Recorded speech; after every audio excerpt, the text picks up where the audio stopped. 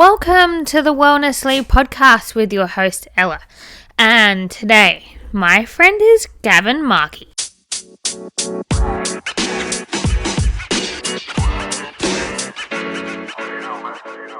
Gavin is the owner of Tailwind Nutrition Australia and also an ultra runner. So, shall we dive in? Alrighty, let's get started. So firstly, who are you? So, Gavin Markey from Tailwind Nutrition Australia, just a general runner. I guess you call yourself an athlete if you've got an entry bib to a race. Yes. That's the difference between a jogger and an athlete, of course.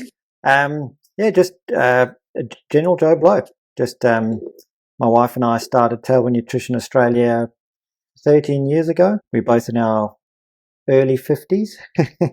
And we've been running for a fair amount of that time. Lovely. Just normal people.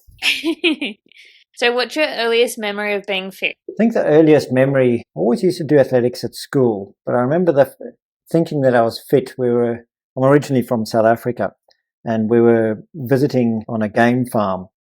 It was a private game farm, so you're allowed to get out of the car and do whatever you wanted. And myself and a chap who was, I think he was 20 years old at the time, and I was probably only 9, decided to run from where the car was back into the camp. And it turns out it was about 7 kilometers. But I just knew I could do it, and I just ran and kept running, and halfway through he faded. And I realized then that, I'm fit. I just enjoy running. Yeah. What is it about running that you enjoy? This is always, the question that a lot of us struggle with. It's, Is it the happy endorphins? I don't know. Is it because we solve all the problems of the world while we're running, but we can't remember the solutions when we get back? I don't know. It's the me time. It's the enjoyment. It's times with friends. I went for a run on Sunday morning with our club, our bush runners, and it's just, you have great conversations with people. It's just, being out. Yeah. So talking about running, from running that 7 kilometers, where did you go from there? Well, my stepbrother in South Africa, Grant, he was always into longer distance running. Even at school was half marathons, and I think it was 17 when he ran his first marathon. And I always just knew that, the 1500 meters that I used to run at school, or the 4K as cross country, that wasn't a challenge for me. Yes, it was a challenge to see how fast you could go, but that never interested me. I always just thought running further was more fun. So from there, just went on to run marathons. I had a hiatus, I guess, when you leave school and you're 17 years old, and especially in South Africa, it is quite a social country. So you tend to go to a lot of braais or barbecues there, and you end up, having a few drinks, and you end up going down that road as opposed to training and running. So I took a hiatus until I was about 35, I guess, when I came to Australia. I came to Australia when I was 21, but in about 35 years old, I joined the Browra Bush Runners and just started running more and more then as a consistent thing. And just, did the Sydney Half Marathon, started doing those type of runs, and did the 2 Oceans, I think it was in 2, but never thought the marathon to me, and I know it sounds so stupid, but it was never a challenge. I always knew I could run a marathon. It was, could I go further? What was the next? And then that was the UTA, or back then it was the North Face, running the 100Ks there, and then looking for other 100K races, and then 100-mile races. It's a whole world of crazy that just opened up. Just loved going longer. So in between your hiatus, did you keep and maintain a level of fitness? It just wasn't up to your proper level of running? No, I mean, I've always been worldly. We do, we hike. And for the average person, we will go out and we'll say, we've done 50Ks this week or 60Ks this week. I need to up it. But for most people, 3 kilometer runs a week is massive. But for us, it's like, you haven't done enough if you haven't done more. No, and that's the hard thing to understand. But the funny thing is too, Ella, that when you start running, and I remember this when I started back, and we live in Browra, we've got beautiful trails around us. When I decided to try and get running fit again, I ran 2 kilometers and was like, oh my goodness, that was so exhausting. It was hard. Yeah. But then, the more consistent you do it, And then eventually you're running those 2 kilometers thinking nothing of it. And then one day, it's usually about 3 months of consistency. After 3 months, you just look down at your legs and you're busy moving along and you're just smiling, going, wow, this is fantastic. That's but where up until I'm that at. point, it's horrible. Running. Yeah. So I used to race triathlon, like sprint races, fairly regularly for about 5 years, and then COVID Yep. hit, and I just kept fit, and I ended up going into CrossFit for a couple of years, and then coming back, Oh, and great. I just kept swimming and riding and lifting weights, and then this year I decided we're gonna get back running. I never actually properly ran train. Good. I was just doing a bit here Yep. and there, but I was always just swimming and riding. But this year I was like, that's my thing. I'm going to focus on, out of the 3 sports, that's something I've never been strong at. But I reckon I'm at that point now, Fantastic. like you said, the 2Ks is getting easy and you're starting to look around and Yep. be like, oh my God, I'm moving. Like, this is crazy. That's it. And it's so like when you're coming back from injury, you know it more because you used to be able to run those 2Ks quite easily or 5Ks, whatever it is. And then when you're coming back from injury, you struggle. But you've just got to Yeah. remember that, and it's not fun. It hurts. And I can understand why people say running's not fun because until you do it consistently, and it is that 3-month mark, if you do whatever it is consistently for 3 months, suddenly it's an enjoyment. Yes. And running becomes, it's addictive. And you go, wow, that's great. Okay, what's next? And it's just getting to that point. But to get to that point takes a lot of dedication. I know some people that they put a challenge to themselves and they'll say like, I'm going to run 2 kilometers every day and do a running streak. And, that motivates them. And at the end of that running streak, well, they've done that consistently. So now they're enjoying their running. But up until that point, no, it's hard work. And then talking about your running, so which marathons did you start running before you started to find them boring and went to more distance? Well, in South Africa, it was a lot of road marathons because I guess trail running wasn't massive in South Africa at that stage. But every weekend, it's such a strange atmosphere. Every weekend in South Africa, you can go into a half marathon or marathon. Yeah, right. Like and it's a big one. There'd be 4,000 or 5,000 people running it with sponsors and the whole works. So you just pick and choose whichever one you do. And the unusual thing there too is, I remember as a young kid, I think I was about 4 or 5, and we would be woken up on the morning of Two Oceans. My dad would wake us up and we would drive an hour to where there's an area and we'd set up our little barbecue for breakfast. And we would sit there until the runners came past and cheer them all on. But we knew no one running. But that's just what you do. It's just such a weird country, I guess, where everyone just goes and cheers along. It comes out of your house and you go and cheer people along, or you go and watch the race and you get the excitement from that. So for an Australian, can you explain what Two Oceans is? Sure. So Two Oceans is, it's run in Cape Town, South Africa. And you basically run from Newlands, which is on one side of the mountain, all the way down the coast route and cross over from one ocean to the next ocean and then along Chapman's Peak to the finish line. And it's one of the most iconic races. That and Comrades are the 2 iconic races in South Africa. And it's an incredible atmosphere. I think there's about 10,000, maybe 15,000 runners. Oh, no, sorry, last year was 20,000 runners. Oh, wow. And, every suburb that you go through, they've got their local school band out there. They've got the local jazz band. And the entire course is lined with people, with music. I don't know if you've seen City to Surf or if you've ever done that. We have similar in Adelaide, Sydney. yeah. It's like that. Yeah, similar. So it's like that, but for 56 kilometers. Wow. And it's wonderful. And it's not, people do it for the enjoyment of doing it. They don't necessarily do it because they want to do it fast or tick that box. It's just that wonderful atmosphere and sense that you get while you're running it. Do you have the elite athletes racing that race as well? Then you've got like your regular. Oh, absolutely. Yeah, you do. Yeah, they do. And they generally start off in the front group as a separate start. And, they go and run their race. And all of us mere mortals, we just hang on for dear life towards the end as much as we can. Yeah.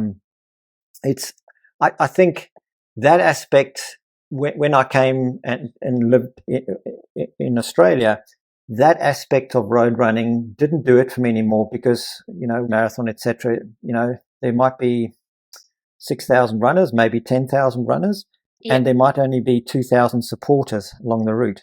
Yeah. So there's not that same atmosphere or vibe while you're running. Whereas you're going to trail running and it's a very different atmosphere once again. And it's, to me, bolstered my enjoyment of running, being out in the trails. It was just wonderful, absolutely wonderful. Yeah, So that's where I crazy. started focusing on So my the enjoyment. ocean peaks, Right. the ocean race you were talking about in South Africa, how many times did you do that race? Mm-hmm.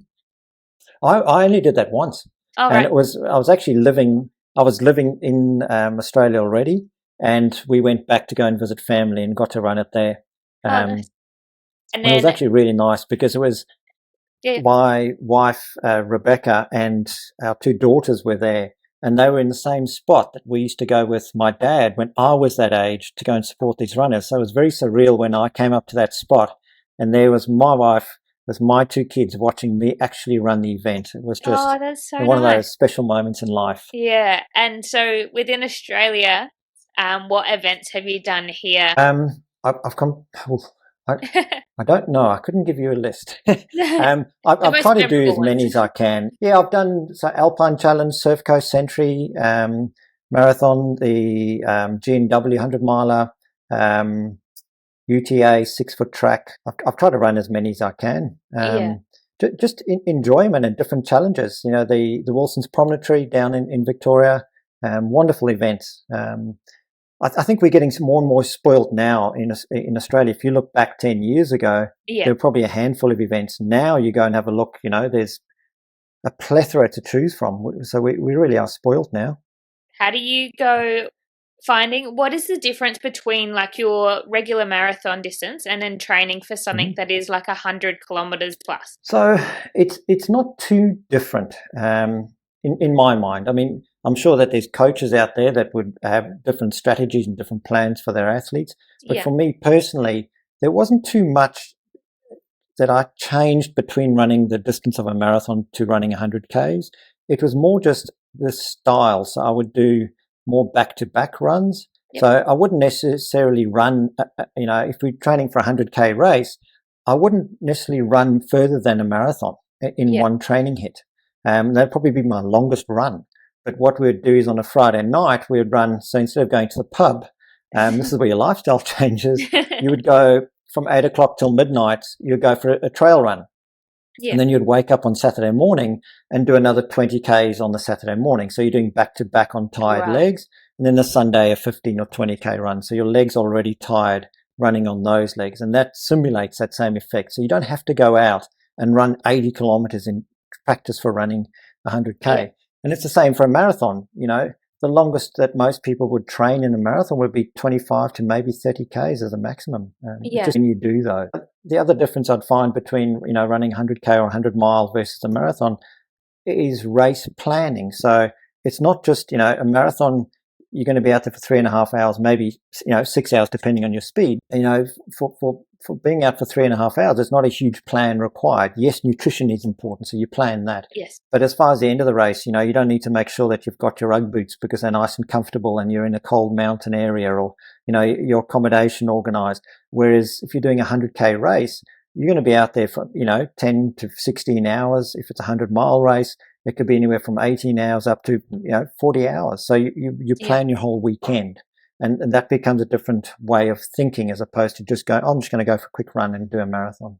Yeah. And then also the difference between your casual running on a road to running on the trails. How much different do you find the effect on your body and then the effect in how you're running too? Yeah, a huge difference. A lot of people, and it used to be in the past, people say, oh, you're a runner, be careful of your knees. And that was because traditionally in road running, you're doing the same motion again and again, repetitive on the same joints, the same parts. Whereas trail running, it's never the same because, your foot's landing at a different angle. It actually builds the cartilage and muscles around your knees. It doesn't destroy them. So people have taken a number of years to start realizing the benefits of trail running. It's also different strength because, I remember the first trail race I ran, I was like, hey, people are walking up the hill. This is fantastic. So you stop and you start to enjoy it because it's okay to walk up hills. Yeah.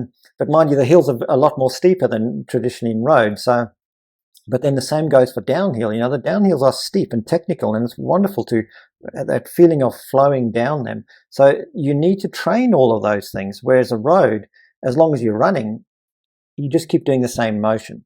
But trail, you do need to train different aspects of it. You need to do the uphill training. You need to do the downhill. You need to practice hiking. Because if you do a 100-mile race, you are going to have times of hiking. And if you haven't practiced it, it uses different muscles, you're not going to do as well. Yeah. Adelaide is very good for that kind of your difference between your road and your hikes, because the hikes are so accessible. So like where I live in Adelaide, I'm literally a 2-minute drive or a 25-minute walk to my closest hill, and it happens to be one of the steepest ones in SA.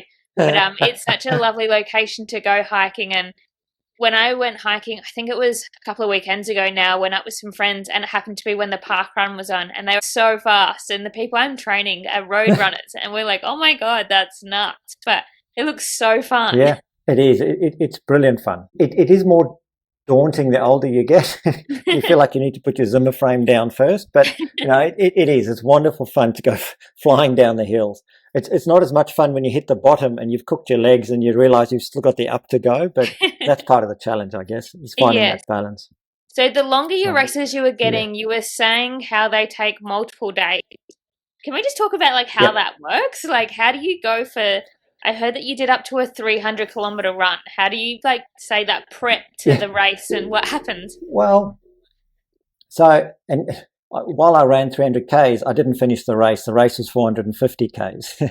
The difference is, and we always, when we do Zoom talks with a Tailwind for runners or races, we always talk about personal podium. So if you picture a pyramid, and whatever your personal podium is, that's what you want to achieve. Is it finishing the race? Is it winning the race? Is it beating a certain time? And we always believe that there's 4 pillars underpinning that personal podium. And the first one is the physical aspect. That's going out running and training and exercising, doing strength, the squats, the lunges, rowing machine, all of those things that get your body ready for what you're going to do. And it's the part we enjoy. So if you're going out for a 300K or 450K race, chances are your body's pretty prepared for that already, especially if you've built up to that level. It wasn't my first race that I ever done, so I knew that my body physically was ready for it. I wasn't ready for the change of course, but I'll get on that in a sec. The second pillar of support is the mental aspect. And to me, this is one of the most important. So every time you're going out for a long run, you're not just training the muscle, the body. You're actually training the mind that what you're doing is 100% normal. Every time you're out doing a long run, you're visualizing, right, this is what it's going to be like during the race. What's it going to be like if it's pouring rain? What it's going to be like if it's 35 degrees heat? So that way, when the brain's ready for whatever's going to get thrown at it, because most people end up not doing a race or not finishing because their mind blows up and it's not their physical aspect. This occasion for me was physical, but the third aspect is rest. What's the stats are, more people do not finish a race because an injury they've brought into it than an injury they sustained during an event. So rest is as important. As much training as we do, we need to balance that with rest periods. After a hard session, you need to rest the next day. Otherwise, you're just going to keep breaking your muscles down. Yeah. And then the fourth aspect is nutrition. So on a big race like this, nutrition was a vital part. And nutrition was just, we're lucky with Tailwind. And once again on the weekend, I was saying to someone how lucky they were that, they're around now when products like Tailwind are there, because they don't have to go through what we went through 10 years ago before these products were developed. It was like, I remember doing a 100K race and my food was a wrap with avocado in it, because you had to get healthy fats and all these sort of things, all these Bob's College of Knowledge myths out there. So what we do now is, for the 100K race or 300K race, while you're exercising, you just drink Tailwind. You don't need to have anything else because your body's not looking for anything else at all. When you stop, however, that's when you get the proteins, etc. into you. So training for that 300K race didn't alter too much. We just did slightly longer distances in the back-to-backs. Yep. The nutrition was exactly the same. But the part that I wasn't ready for, and this is why we didn't finish, was 3 days before the race. It was meant to be to commemorate the Anzac or Kui March, but that had to change, and it ended up being a loop. And then it changed from being trail to half of the course being on cement side paths. And I hadn't done that much training on those hard surfaces. And of course, that blew the knee out, and sadly I had to finish at 300 Ks. But, there were plenty of other people that finished, and obviously harder bodies than me. So, At but 300 I still got a Ks, lot out of it. 300 Ks is But you incredible, don't think of though. distance, right? Yeah, but I remember you don't think of distance. I used to love running, so I run the G&W 100 miler, and it wasn't 100 miles. It was actually 100 Ks, 175 Ks overall. And I remember driving along the freeway once, and it said Newcastle 170 kilometers, and I'm going, holy crap, that's a long way away. But when you enter the race and you're running it, you don't actually think of the linear distance. Right. You're only thinking of, right, I need to get to checkpoint 1, and this is what I need to do, and then this is what the course holds in section 2 for me. And so you don't actually think of the linear distance, because if you did, you just wouldn't run it. That is a bloody long way. So while we talk about that, I'm actually just Googling how far where you would go if you ran from Adelaide outwards.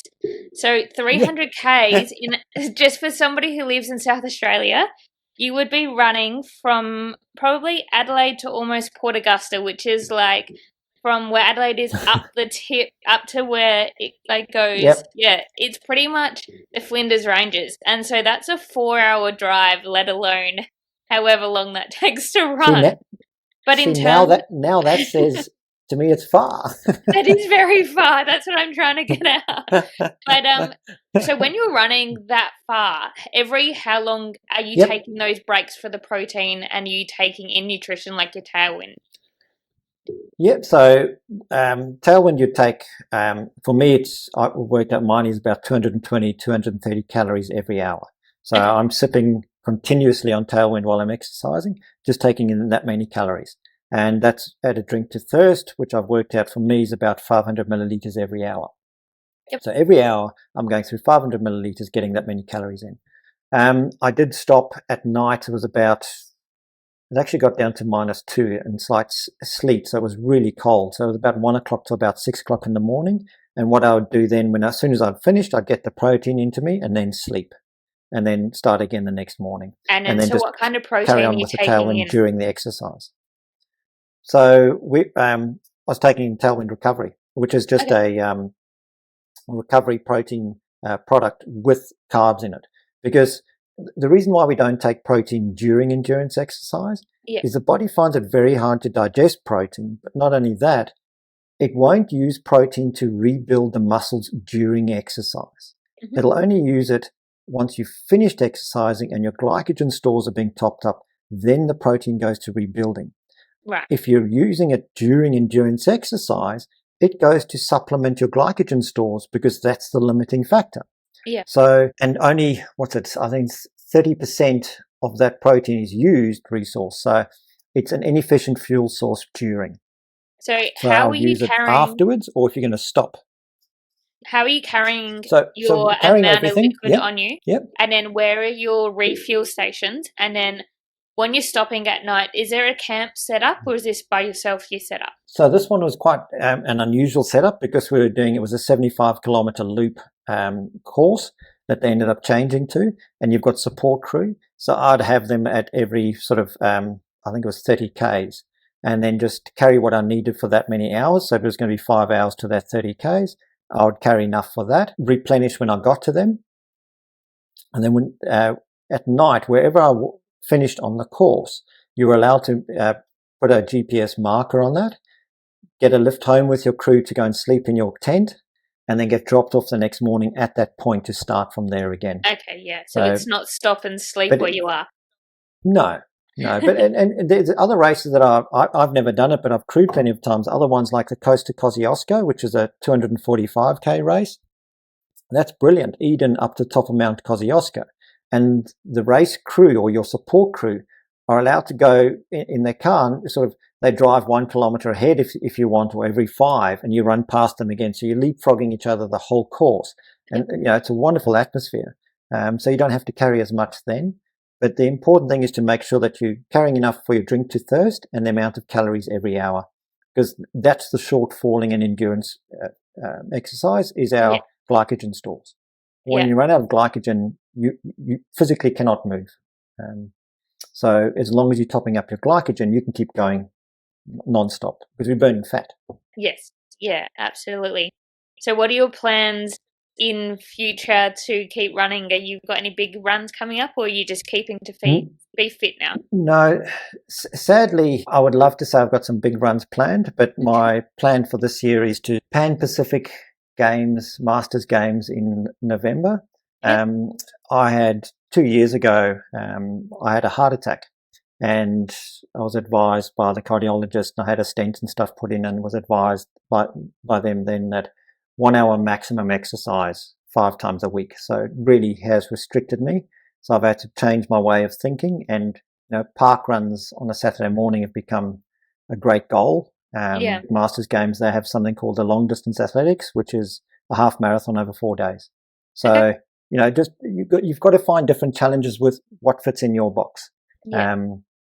We are dealt these challenges sometimes in life, and it's how you get up and how you face them. It took a long time to get my head around the fact that I am restricted and I can't enjoy those same feelings anymore, but I found them with Tailwind Nutrition because I get to live vicariously through everyone else's results. We were up at 6 Foot Track on the weekend. Yeah. Did you find and just watching and getting that atmosphere? Yeah. Did you find when you had your heart attack that because you were fitter that you came out the other side a little better than somebody who wasn't as fit as you? Yeah, definitely. There's 2 components to it. There's, yes, because my body was stronger, so I was able to come through it. But on the flip side, they believe that my heart actually stopped as opposed to have a heart attack, because through all the long distance training that I had done, I had trained my heart not to react to high stresses. So in other words, if you're running at a high pace, my heart would stay at a low beat. So my resting heart rate was 42, which apparently is totally abnormal. So, for us ultra runners though, 44, 45, we were like, no, that's normal. But apparently it's not. And what had happened was I was the fittest I had been in a number of years. We were training for a 100-mile race, my training partner and I, Jan, and we'd actually just gone for a 7K walk and finished that.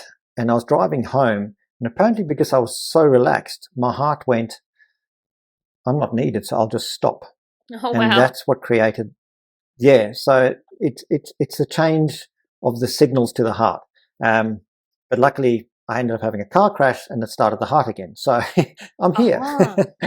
So there's who knows what it is. But you've got to follow the advice of the professionals. They study these things, and so their recommendations is nothing longer than 1 hour, 5 times a week. So I have heard that with endurance athletes, like long distance trail runners and all those kind of sports, that the heart is affected in the long run, and it's very common for something like that to happen.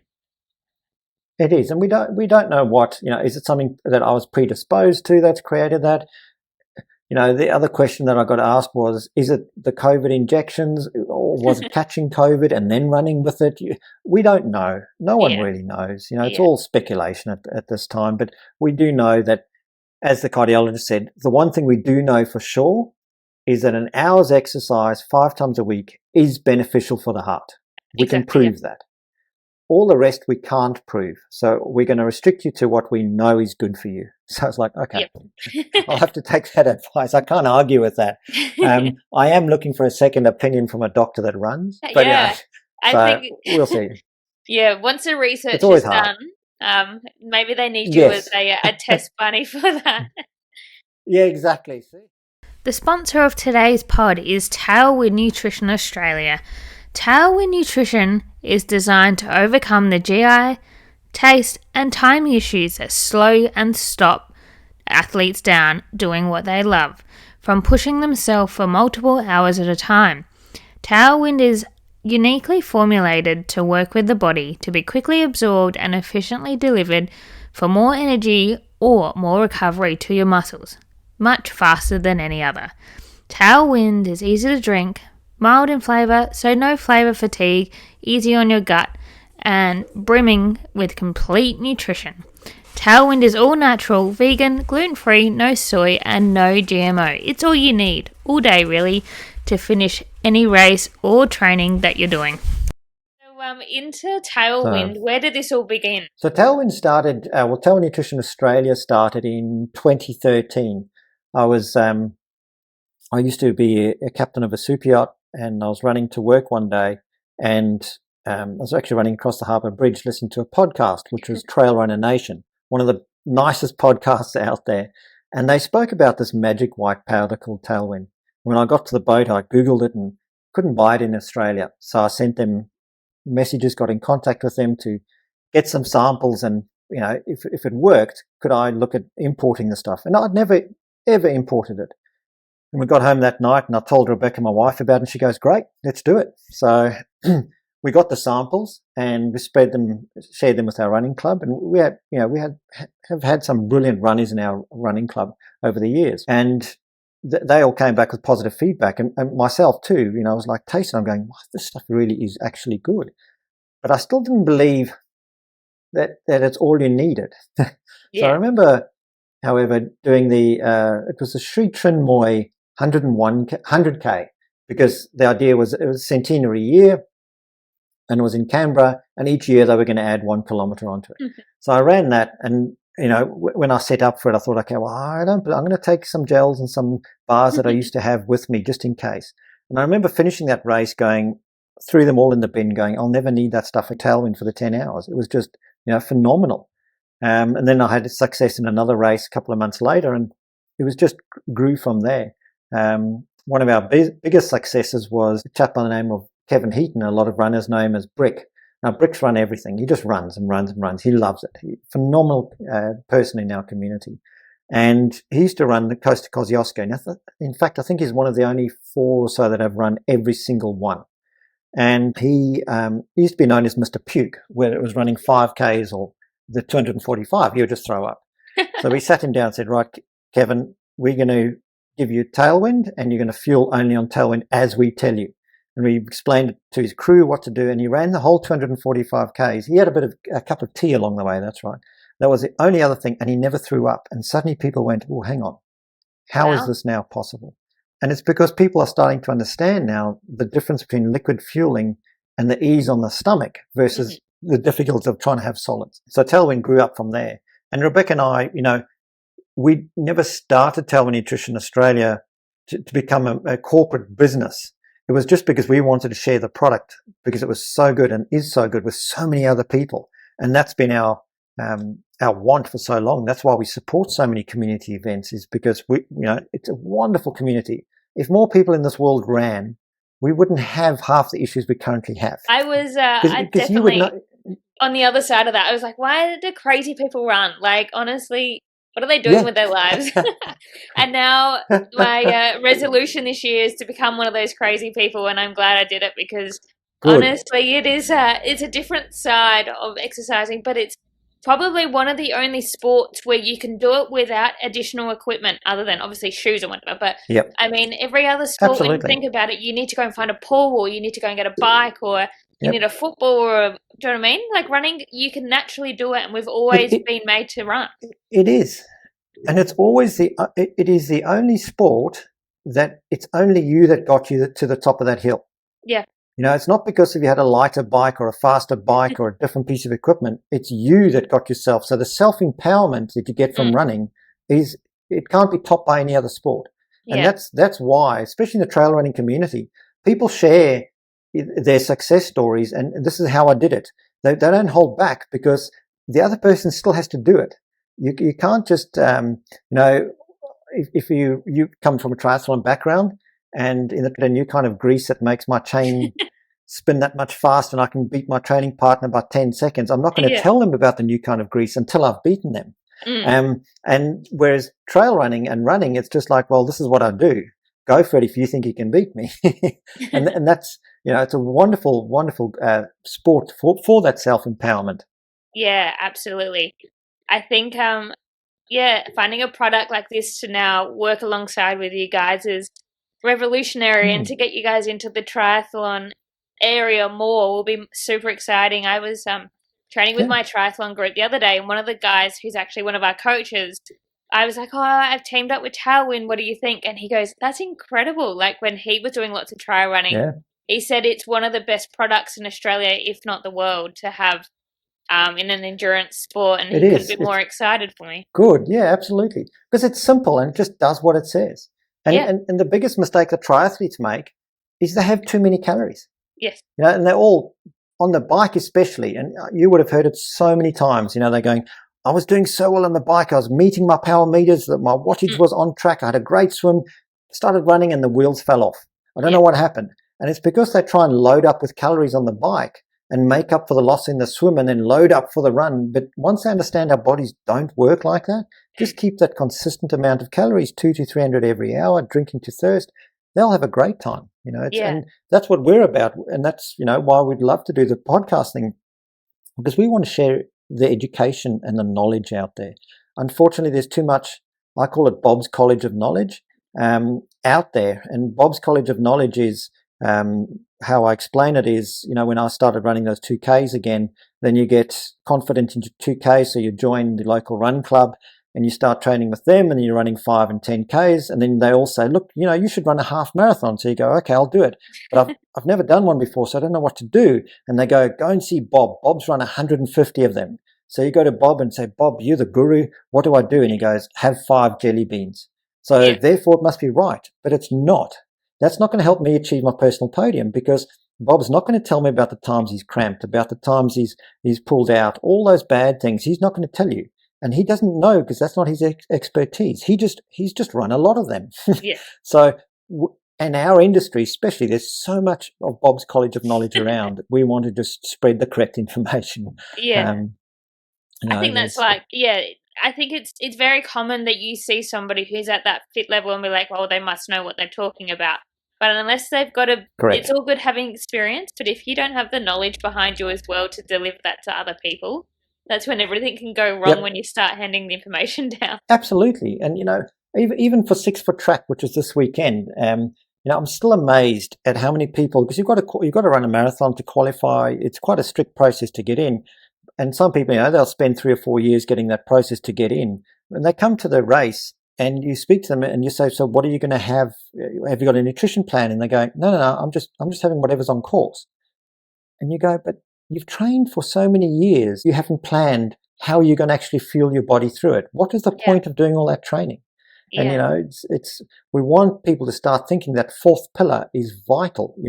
Plan your nutrition, get your strategy correct. And when it does, it is the nicest feeling. And this is one of the other reasons I want people to, they can use what they want, but if they fuel correctly, if they use Tailwind Nutrition, from my own experience, it is so simple that you feel like you can run forever, because your energy levels just don't drop off.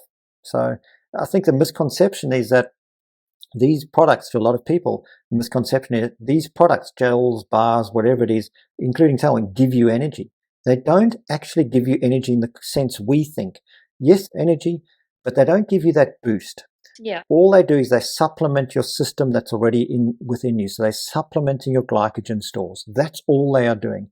And the better it can do it, and the easier it can do it, the better it is for your system. And you won't have those energy drops and ups, drops and back up to where you were. So if having Tailwind consistently sipping, your energy level remains consistent. And that's the beauty of it. Yeah, exactly. Saying in that, I think you watch a lot of professional sports and you do see that even the elites in Ironman and, any sport, you do see once they get to a point and they're not loading properly, and they can have the best nutritionists in the world, but if they're not coming in at this right time, you can really see the effect that it has on them. That's right. And it is, and you'll see a lot of people, I think it was Ironman, you'll see a lot of those videos of the guys, and they're running down the finishing chute and their legs are wobbling and they try and stand up and they can't go. Right. That is purely running out of glycogen. It's not because they haven't trained properly, not because they've gone too hard. They've run out of glycogen stores. That is it. And the mind only fuels on glucose. So if it feels like it's going to suffer because you're burning those glucose quicker than it can replenish, or you haven't been replenishing, it'll say, I'm telling you to stop now. And it'll start off by, making you slow down. But a lot of those elites, they've trained their brain just, no, I'm going to keep going, keep pushing. And eventually the brain goes, look, you're not listening to me. I'm shutting your legs down. And it shuts that neurological link. And suddenly your legs are wobbly. And it's wobbly because brain is going, I need to stop you because I'm going to suffer. And it's purely fueling. Well, I think that one of the best examples that I can think of was Michael Shelley in the Commonwealth Games. He always used to finish third, not quite up there, could never get that victory because he used to fade off in the last 5Ks. Then if you watch the Commonwealth Games where he won gold, at 35Ks, he actually drops back off the pace, gets his personalised bottle at the feed station, and he spends 1.5 kilometres fueling. And then he goes through and he takes it out. And that was a massive, massive eye-opener for a lot of people to go, oi, hang on. He is fueling correctly now, and that's what made him go right through to the end. So more and more people are starting to listen to it. But as you say, the hard thing is even the elites, they have phenomenal talent. You know, they could run 10Ks 3 times as quick as we could. But have they reached their personal podium yet? Only if they've done those 4 pillars correctly. And a lot of them have only done 3 pillars. They haven't done their nutrition side. So their personal podium is falling short. And that's all the difference is. Crazy, and that goes for, it's the same for us back of the packers. We might have got 3 races. Great. But have we got through in the best possible condition that we could have, or the best time that we could have for that level of effort we had put in? Probably not, unless we'd got those 4 pillars correct. So sorry, I can talk for hours. So. That's all right. That's the point of a podcast, though. I say this to everyone. Yeah. Most people I interview, they're like, oh, I could talk for ages about it. I'm like, please do. That's what it's here for. Yeah. That's why I've asked you on. So in terms of your products, you were saying that calculation. How do you figure that out on how much you need versus your output? Yep. So we let everyone say start off at 200 calories an hour. So the maximum that your stomach can digest during endurance exercise is 300 calories. Yep. Yes, there is proof now that you can train your stomach and you could probably do a bit more. So 300 calories is about 75 grams of carbohydrates, right? And especially in the triathlon field, there's evidence to show that people have gone up to 90 grams of carbs an hour. They can do that with training their stomach. There's it's a very fine line between having GI issues and not. So we say 300 calories maximum. And that's because the blood's diverted away from our digestive system. It physically cannot get that in. We're also saying don't require your stomach to work at 100% rate if you're going to be going out there for 3 or 4 or 5 or 6 or 7 hours. Because asking your stomach to work at 100% is like saying to your whole system, you go at 100%. It's not going to last that rate. So 200 calories is a good starting point for most people. And do that consistently. So if you're going for a 3-hour ride or 4-hour ride or run, get in your 200 calories every hour. At the end of that 3 or 4 hours, if you're feeling hungry, well then that's all that is your stomach saying, oi, and I can actually digest more. Okay. So then your next training run, you'd go to 250 calories. Yep. So my personal example was after 3 hours of running on 200 calories an hour, I'd still feel a bit hungry. So next long training run, 4 hours, I went up to 250 calories. 250, I just felt oversatiated, too full. So for me, it's halfway between 220 to 230 calories an hour. And that is from hour 1 to hour 60. It does not change. And how does this change? So does the factors come in whether you're male or female and what sport you're doing as well? It does, but not the maximum. So what changes is your ability as an individual to be able to digest it. So my wife, Rebecca, she's about 170 calories an hour because 200 she felt just too much. 150 she felt hungry. So she's halfway between the two. On average, most people 200 calories is right. So if you're running along and you do 3 or 4 hours and 200 calories and you don't feel hungry and you don't feel oversatiated, stay at 200 calories. It won't change. So the difference is to remember during endurance sport, all we are doing and the only thing we're doing is supplementing our glycogen stores, nothing else. Yep. We have about 10 days worth of fat stores in our body, theoretically unlimited. And in order to burn that fat, we need a spark to ignite the fire, and that spark is provided by glycogen. And it's the glycogen that we only have an hour and a half stored in our system, fat, because the fire gets nothing to ignite that fire. So our limiting factor in endurance exercise is our glycogen stores. So the only thing we're doing by taking on fuel is supplementing our glycogen stores, nothing else. Yeah. And if we remember that, and we can take it in at 200 calories an hour, non-stop, that's perfect. And so your body has a ratio. Yeah, taking in that 200, are you mixing that with water or is it a liquid form Yep. that already? Yep. So we take so tailwind's a powder, and you'd mix it in with water. Now, why we always say to everyone, start off at 500 milliliters an hour. And the reason why we say 500 milliliters is the World Health Organization did a study of endurance athletes, because everyone wants a number to, they don't want to work it out for themselves. They want to be told, here's a number, make it easy, magic white powder.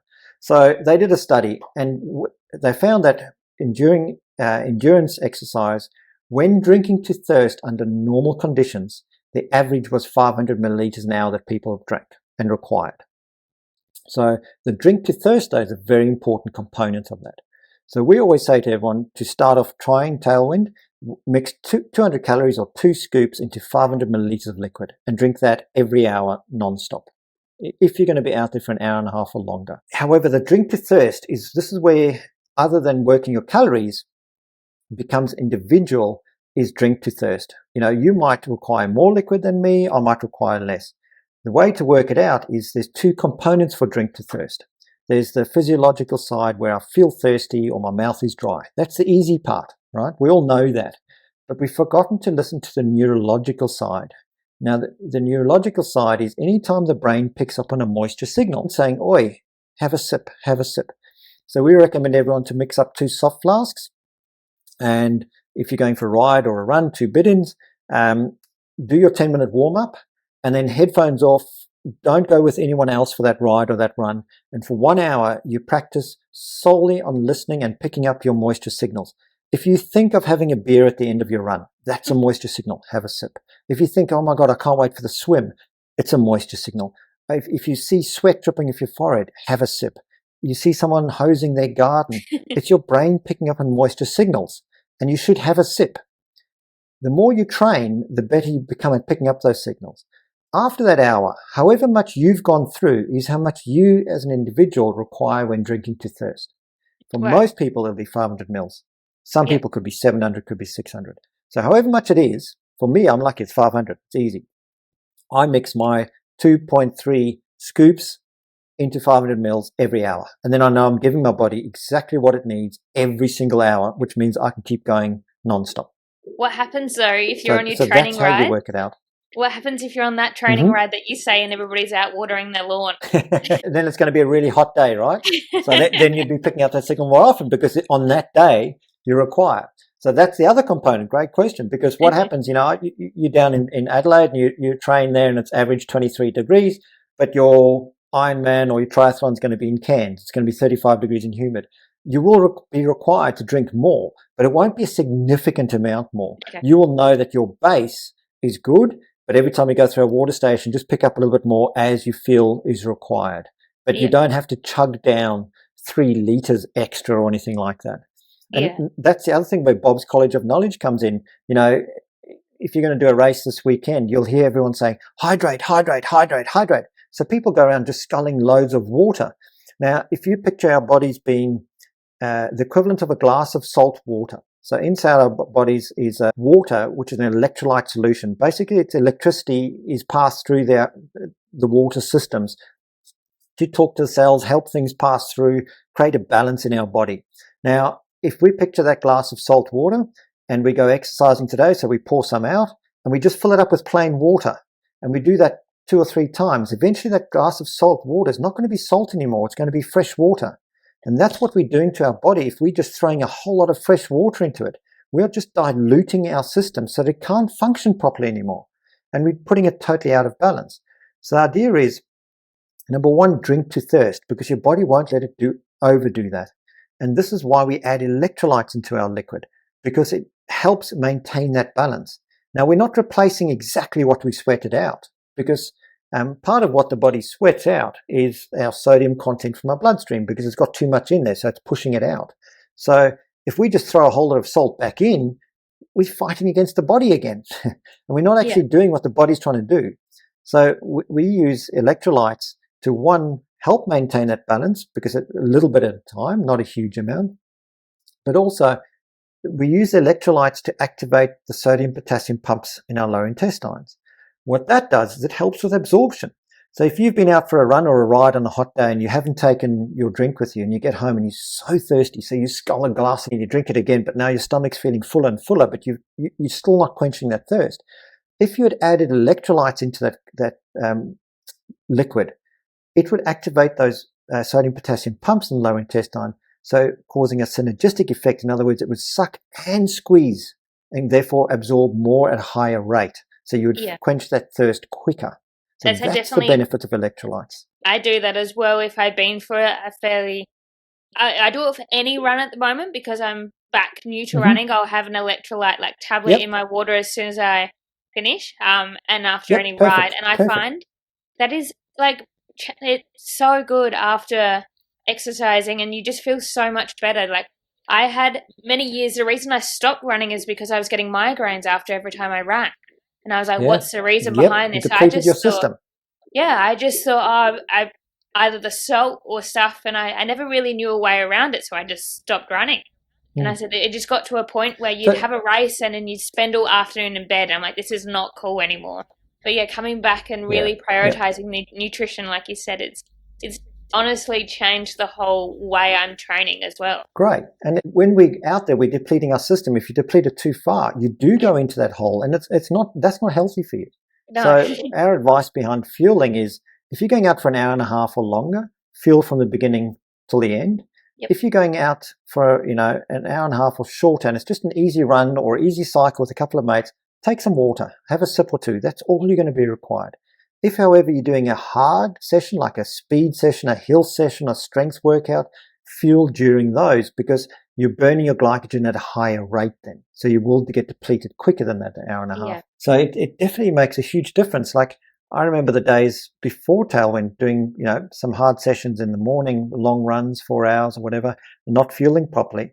And he'd come, as you say, you just want to sleep all day. And my wife used to say, no, you should stop this running because you're not around for the family and you're sleeping. It was to the point that my brain felt like it wanted to explode out of my head. Like, that's how much I was lacking everything and didn't fuel properly. That's right. And the interesting thing too, people talk about sweat, and I'm a heavy sweater. I'm not, I leave a lot of salt on me or whatever they come with. We all have an individual sodium content in our bloodstream. It's an individual's own fingerprint. So there's no two people the same. And some either have a very high content. So when they sweat, all the body's doing is it's saying, I've got too much sodium in here in the bloodstream to try and achieve what I'm trying to achieve. I'm going to push it to the extremities. And it pushes out, right? Now, if we're operating in a vacuum, the body has the ability to reabsorb it. So it would actually reabsorb the amount it needed as it needed it. But because we're running and it's not in a vacuum and it's on our clothes, there's wind passing, it dries off that moisture, so it doesn't have the ability to reabsorb it. That's why we take on electrolytes, is to help that process. But we're not trying to replace everything that was lost, because the body doesn't need everything right then what was lost, because that's why it pushed it out. So don't counteract what the body's trying to do. Just help it achieve what it's trying to do. That's fueling in simple. And then, so how did you go fueling before your big races, as in the days leading up? Obviously, you're saying you didn't overhydrate, but in terms of food, were you stock loading or having a big carb meal, like you'd say? So this is the other Bob's College of Knowledge. This is great. So in the lead up in the week before, just drink to thirst. So, the hydration side, keep a bottle of liquid with you. You can put electrolytes in if you want, but if you're having a general balanced diet, you're getting enough electrolytes generally with that. So just drink to thirst in that week. If you're going to be out in the garden, take a bottle of water with you. Drink to thirst. That way you're not starting underhydrated. Okay, we can't load up, but you can get underhydrated. So just make sure that you've been drinking to thirst. That's all. Now the carb loading it's a great correct, but the practice was generally incorrect. So the practice used to be, before a marathon, go and have a big party the night before. The theory behind it is the shortfall of endurance athletes or endurance exercise is our glycogen stores. So by having the carb party, we're just trying to make sure that our carb stores were topped up to the maximum. But unfortunately, our bodies don't work like that. So if you've been tapering towards your event and eating a healthy, balanced diet, chances are your glycogen stores are topped up already. So there's no need to go for this massive carb hit the night before, because one, you'll feel like you do on Christmas Day when you just want to sleep, because it'll be undigested in your system, and it's putting massive load and strain on your digestive system, so you're going to be worse off. So the idea is eat a healthy, balanced diet. And that week before, I mean, you can speak to a general nutritionist. They might say maybe increase the carbs in your general meal by up to 20%, but you don't have to. Have some more broccoli, all those sort of things you can have in your general diet, but you don't do massive carb loading. What I would do for my runs is just the same thing. The night before a race, I'll just have a bit of salmon or something with some spinach salad or something light that's going to be easy to digest. Because my glycogen stores are topped up. I've been tapering into the next morning as well. I would just have a light meal, something to eat, a bit of a slice of toast with a bit of honey on or something, because if my system is full, I'm going to be topping up my glycogen stores, excuse me, during the race, and I'm burning my fat. Now I've got 10 days fat already on me. I don't need to add fat. All I need to do is supplement my glycogen stores, and that's what I'm doing during my race. And So that's how does this simple go for fueling. endurance athletes? Like, it's very common for your long distance runners that they're extremely skinny. So in that terms of, they honestly look like they have no fat on them, where does their body go? No, they've still got fat stores.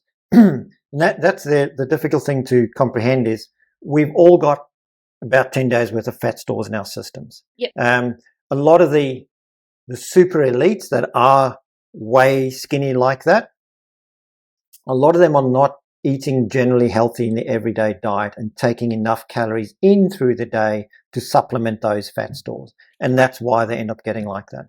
So it's not, it's probably not a healthy way to be if they are that skinny. And I know some of the elites get to that point and then it becomes, but I can't put on a kilo or 2 kilos because it's going to slow me down. So it becomes that type of balance that they've got to fight.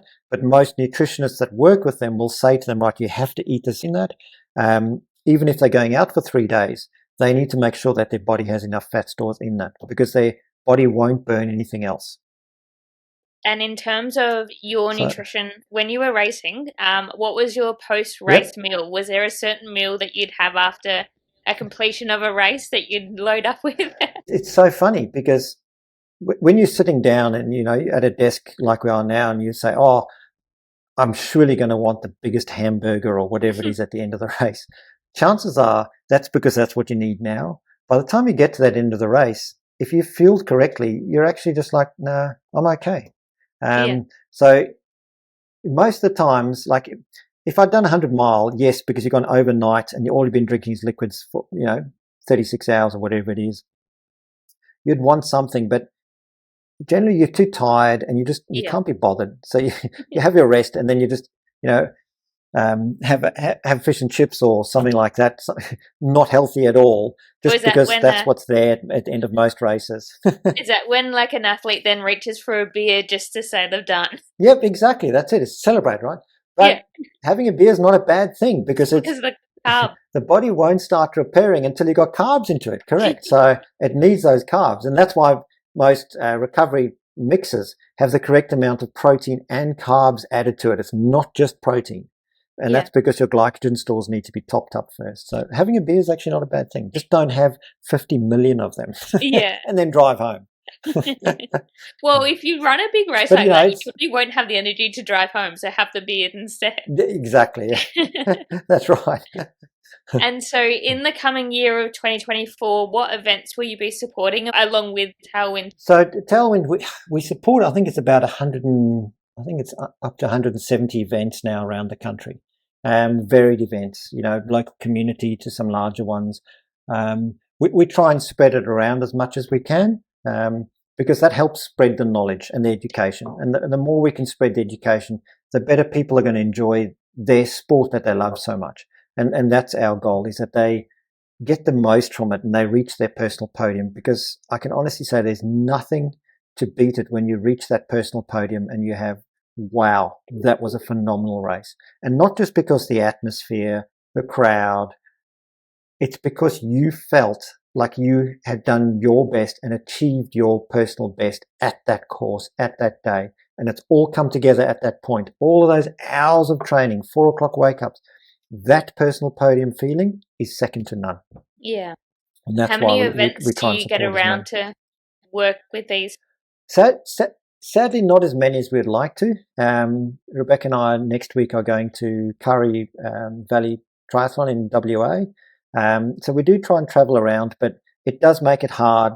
You know, we end up exhausting ourselves by trying to get to too many places. So this year we've sat down and gone, okay, let's try and do as many as we can, but without racing around like madmen. You know, it's, What are some of the so bigger events that's that our you go goal. to? So we do like to go to UTA, and we've just been to 6 Foot Track, and that's because a lot of the running communities that we know are doing those events, and we want to cheer them on and be part of them. So we're not necessarily we're not sponsoring up at UTA, but we like to go to that because it's supporting our community, our friends that run, people, our customers.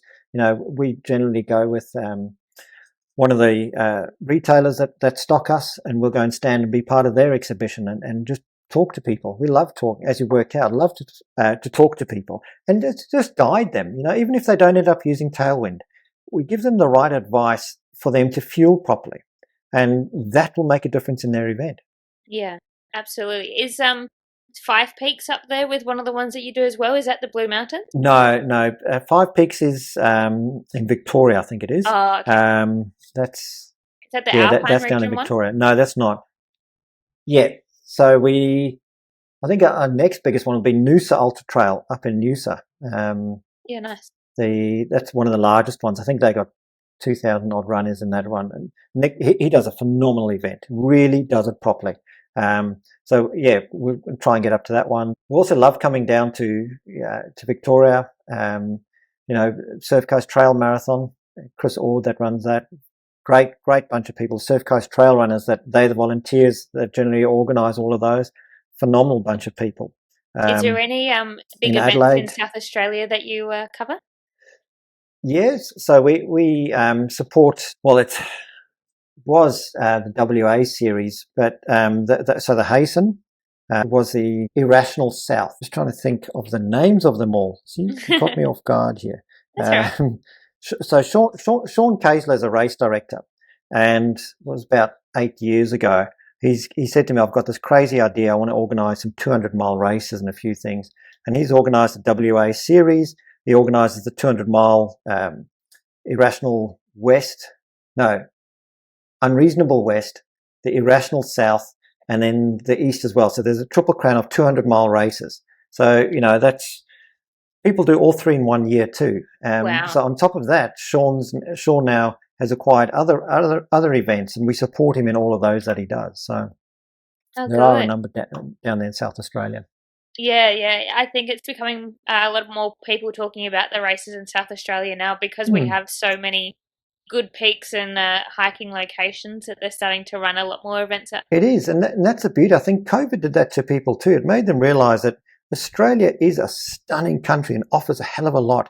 And it's not that expensive to go away for a race weekend, go and have a race, enjoy the local area and the local community, and then come back and just make it destination races like that. And South Australia is definitely on the up for those. People are realising of the choices there. You guys have a wonderful ultra running club. They're heavily involved in it. They put a lot of events on for people. Yeah, they do all the running events in South Australia. So, yeah, very good. On to the next part. Name a sliding door moment in your life where you've kind of gone left or right to change the progression of your future. I think it would definitely have to be that moment I spoke about listening on the podcast and running into work one day and hearing about this product and getting to the boat, and that has put us on a whole new trajectory in life. Yeah. What were you doing before you got into Tailwind? So I was a commercial super yacht captain. Cool. I used to run a boat, a commercial boat for a private owner, and it meant a lot of time away from the family, but it was a good career to be in. Did you get into any City to Hobart races or anything? I did indeed. Yeah, I did 1996. Giving away my age. 96 did a Sydney to Hobart. So, yep, I used to do all the racing and sailing as well. How fun! No, I did. Once again, I just anything outdoors, just loved it. Yeah. I'm not crazy enough to do mountain biking though. I just haven't got the guts to go down some of those hills like those people can. But Stick I to enjoy running down. cycling. Yes, stick to running, exactly. I've never done a triathlon. It takes a lot of dedication to train all three sports. Yeah. But you know what? If you did a my sprint distance, my swimming's not the best. if you did a sprint distance, well, you could probably get it done in an hour, so your heart will be fine. That's right. So that's, this weekend at Kurri Valley Triathlon, I'm going there, supporting, but I'm also going to try and learn a bit more about it and say, okay, well, is this something that I could do? I just don't want to swim, I swim like a brick. So that'll take a lot of training to get me moving in that way. Triathlon where there are some races around the country where you can just do like a ride and run, which they offer a lot in winter. So there's options. There are options, absolutely. So I'm never saying no. Yeah. I like that. I hate when people say, "Oh, I could never do that." But I'm like, well, how would you know if you could never do it if you never tried? Exactly. You've got to give it a go. Yeah. What would be some tips of somebody wanting to get into trail running that you would tell them, or if they wanted to get off the road because they were getting injured but wanted to move into the trails? Yeah, I think the best advice is go onto Facebook and look for a local club. They are wonderful in sharing their time. I remember a few years ago, Rebecca and I were going away for a weekend down the Central Coast somewhere, and we just looked up Facebook local run club and trail club, and there was a group, and they were meeting on a Sunday morning. We said, "Can we join you?" Absolutely. So they ran with us and showed us around the area. Just phenomenal people. Right. Just put yourself out there. It is hard, especially if you go by yourself. It's hard when you're meeting new people. But put yourself out there, because before long, you're going to be one of those that are showing others the way. Yeah. As far as trail running versus road goes, making the transition. The biggest tip, making the transition, but also tell someone where you're going to go. Yeah. Because you can fall on the trail. But as long as someone knows where you're going, you'll be safe. Take it slow. Enjoy it. You don't have to. I quite often say to people as they're going for the trail for the first time, leave your watch behind, because on the road we're so used to, have I met my split? Have I got this time? Have I got this? On the trail, it is so different. We take a lot of people from the road onto the trail, and they go, "Oh my God, you guys run so slow." I remember my first 100K that I did, and I was speaking to a guy that used to run a lot of marathons, and he said, "What is your minute per kilometer?" And I said, "Oh, it was 6.5 minutes." And he goes, "Man, that's slow. I'll thrash you." And I'm going, "Yeah, okay, well, you run trail for 100Ks at that and tell me the same thing." And he came for a 10K trail run with me, and he's going, "Man, how did you do that?" So it's very different. So don't take your watch. Forget about the time and pace, and it's okay to walk the hills. Yeah. So when you're going out for just a casual trail run, whether that is a 10K or whatever, what are you taking with you? If we're only going to be out for an hour and a half, nothing. Yep. So, with our local club Barara Bush Runners, most of the runs are 10 to 12Ks. If it's under an hour and a half, I might, if I know it's going to be hot, I might just take a soft flask with some water in it. When I was doing it, it was going to be longer than an hour and a half. I'd put 2 scoops of tailwind in that. And then, if it's going to be 2 hours, take 2 soft flasks for that period. Yeah. And tailwind at the moment, where can you purchase it? On your website, but where else are you stocked online? Is it Aid Station as well? Yep, so there's Aid Station. I actually, off the top of my head, couldn't list all the retailers. But if you go onto our website, there is a list of all the retailers there, so you can just look up your local one and go and support them, guys. The local retailers are, we try and support them as much as we can. They are there to help you with your sport. And if it's a running directed shop and you do triathlons, still go in and have a chat to them. That doesn't mean because they're running focused, they don't do triathlons and can't give advice in that direction. So we still need running shoes, so that's where we have to go and buy them. That's right. And do you know how many triathlons or triathletes get to the event and they go, "Oh my God, I've forgotten my shoes"? It happens more than you know. Yeah, I'm not surprised. See, that's the other hard thing about triathlons. You've got to remember all this equipment. Whereas running, you just go, there is so much. Like, I'm honestly worried about when I go to Perth this year. Like, you've got to worry about your bike, your running shoes. Like, clip-in shoes, and then all your drink bottles. I'm like, oh man, that is so much. Yeah, but the good thing is with Tailwind, you can mix it up to 3 days before, so that Right. can take mind off it, right? And you can freeze it. So if it's going to be hot, freeze one of your bitters. So by the time you get it, it's still ice cold. Nice. Or if you're going to go somewhere and race, it's going to be cold. Heat it. Drink hot Tailwind. Keep your core temperature up. We have a lot of ocean swimmers that use Tailwind for that reason. They can heat it, and they just simply keep sipping. It makes it easy for them. They don't actually have to eat it. Is there anything else you want to add before we get on to the fun stuff? Yeah, just beware of the white noise if you've entered a race, and especially if you're doing it as part of a group. There's a lot of what I call white noise come race week, and that's where you hear of something that someone's done or they're taking, and you haven't got it, and you start to stress and get nervous. But I haven't done that. Or I need that. Trust what you've trained. Trust what you've done to that point. Don't listen to the white noise. Switch it off. It's not going to help you at that last minute by, oh my God, I haven't got the new super fast Nikes on. It doesn't matter. What you've trained in, what you're running in is perfect at that point. So you can always do it for the next one. So don't listen to the white noise. Very good. That's a very good point. So at the moment, what are you consuming in terms of podcasts, TV shows, movies? So the movies, my wife and I we're almost finished actually, which is kind of sad, is on Netflix, Band of Brothers. It's a war story told from the actual guys from World War II, and then it goes into acting out what they've been talking about. So it's a very well put together series. Books, I love a lot. I love sailing. So John Kretschmer is one of my favorite. He's a guy out there doing a lot of ocean crossing voyages, and he teaches people about it, how to do it. And his books are his stories along the way. So I've enjoyed that. Do you get out sailing much still? Not competitively, no. I still get out there, and we do go cruising. So yeah, being out in the water is like being out on the trails. It opens your mind. It's freedom. It's wonderful. The everyday world disappears. I think that's the beauty of it.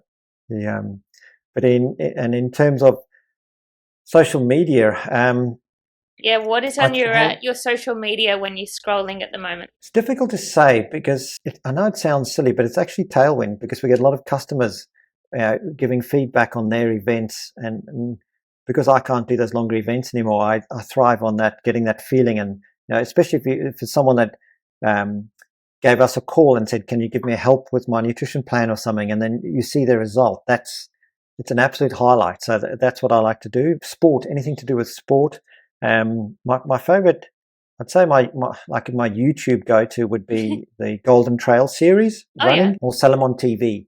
And it's, they follow the iconic series in Europe, but not only that, they tell it from a personalized point of view, from the interviews from the person that's won it, someone at the back of the pack, and they tell real life stories. And you realize, same thing. We had a chat last week. Ronnie Sparks came into the office and chatted, and he's just won the 50k race at Tarawera in New Zealand.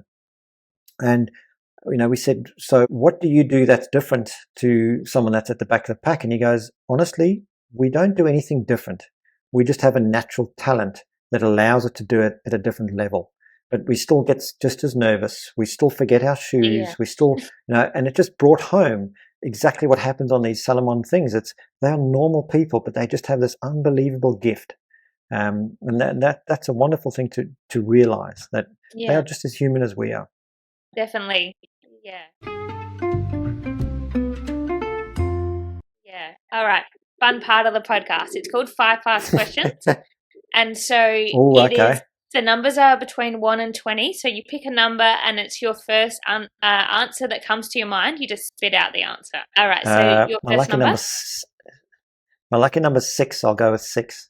All right. Your number 6 is on your Instagram page. What is, the For You page where you press the search? Have you got your... I don't have an Instagram page. I'll change the question. Okay, see, number 6 is lucky. Let's go with what's your favorite your favorite equipment to use in terms of running brand, as in shoes and all that stuff. What's your go-to? I use Hoka and Salomon. So the longer the race, I wear the Hokas. The shorter the race, I wear the Salomons. Run pack, it's actually a Kathmandu run vest, race vest that I used to use. And I actually enjoy poles for the uphills. Right, good idea. All right, I think they're a vital part of equipment. 9. Number 9 is, what is your spirit animal? Ooh, that is so difficult. First thing that I've comes never to your looked mind. it up, but I would say first comes to mind would be a horse because of the long face. No, I don't. Yeah, it would be a horse. The way it can run, yes. Yeah. Let's go for 15. Okay, number 15 is your favourite place in the world. You can't ask me that. It's the first thing that comes to your mind. With my family. Doesn't matter where. Wherever they are. Yeah. Nice one. All right, next number. Let's go for 3. All right, number 3 is, if you could go back to a month in your life, when, where, and why? Oof. Hope I don't get emotional. I would go back to just before my heart attack. Yeah. And I would tell myself that it's going to be okay. Yeah. I think that's a very common one that people always say, that if you ask them what they'd say to their younger self, that always seems to be a very common answer, because it always is going to be okay in the long run, and there's always a way through. That's right. And you can always work around it. Yeah. As long as you hear breathing. It's going to be different, but it's still going to be okay. Yeah. All right, last number. Let's go for 19. All right, number 19 is, so if the Olympics called you up for Paris this year, you're at your fittest level, what sport are you competing in? 3,000 metre steeplechase. Yeah, nice. How do you think you would go in that? Right, this year, not good at all. But saying so, you would magically be really good. Yes, magically be really good. I used to run that at school, high school, and I loved it because you needed the strength, you needed the speed, and the self-belief, because those hurdles get high. Well, thank you so much for your time today. I will tag everything in the show notes and send people where to go and purchase the product so they can race at their best. Fantastic. And and let them know to ring us, and have a one-on-one chat about their fueling, come up with a plan. Our goal is to help them. That's it. Simple. Yeah, exactly. And as we team up into the until the end of the year, we'll definitely be sharing lots of your products and talking about them. So I'm excited to work together, and thank you so much for the opportunity. Fantastic.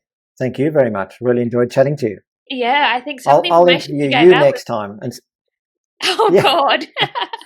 I will. No, I think it'd be a good idea, because we can see how you're going with your fueling for Perth, or how are you going? How's your running going? And then we can help you along that way. Give me a couple of months. Let me hit that 3-month mark, and I'll tell you how much I'm loving my legs moving. All right, we'll do that. But yeah, no, I think that would be interesting. I have a big background in sport and training people of all ages. So yeah, definitely. Lovely. I'd be happy to do that for you. It would be good to hear more. Nice. Look forward to that. Thank you so much. And we'll see you around soon. Perfect. Will do. Keep out of trouble. Thanks, Ella. Always. See you. Bye-bye. Wow, how interesting is Gavin? That was quite something, starting from, just a 7K run as a boy to an ultra long distance runner, running over 300 kilometers. Isn't it crazy once you put your mind to something like that, and how achievable it is, even though it doesn't sound like it's made for humankind? A big thank you for Tailwind for teaming up with the podcast until the end of the year. Go and find the 15% off code is Tailwind15. Will also be in the show notes. So if you have a big race coming up or some big training sessions, go and get yourself a packet of Tailwind, and you'll never feel better after finishing your training. And you won't have the wobbly legs after you finish a race. What more could you want? So also listen out for the Try Me series coming out this Friday. Last Friday's episode was all about starting your first triathlon and how Amanda and I got into the sport. It's going great, guys. Everybody's loving it. So listen in for a few more weeks of episodes of that, which is great. So why don't you go and like, subscribe wherever you're listening to this podcast. Go and find us on the socials at the Wellness League Pod on TikTok, Instagram, Facebook, and X and everything if people are still using that. Have a wonderful rest of your day. Have the best week, and we'll see you next Wednesday. Bye.